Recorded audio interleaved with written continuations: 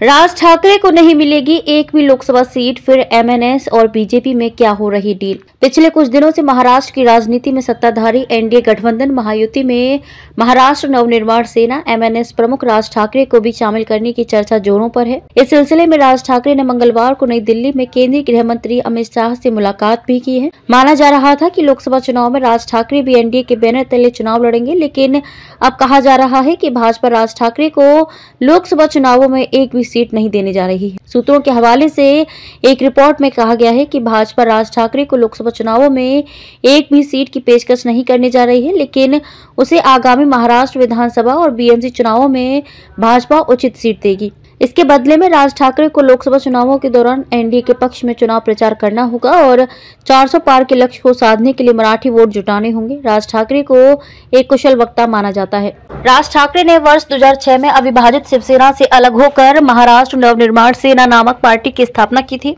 इससे पहले चर्चा थी कि अगर भाजपा और एमएनएस के बीच गठबंधन पर मोहर लग जाती है तो एमएनएस को मुंबई से चुनाव लड़ने के लिए एक सीट दी जा सकती है।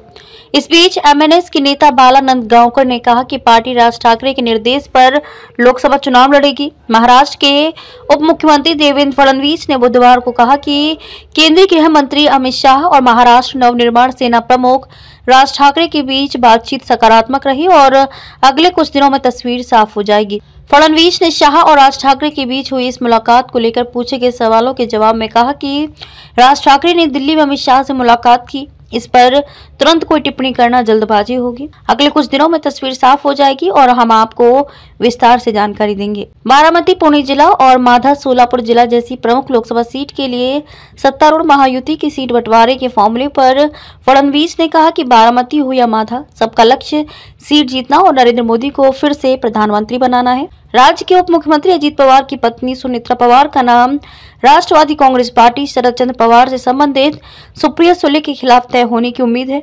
हालांकि भाजपा के सहयोगी दलों के कुछ स्थानीय नेताओं ने सुनेत्रा पवार की उम्मीदवारी पर अपना विरोध व्यक्त किया है।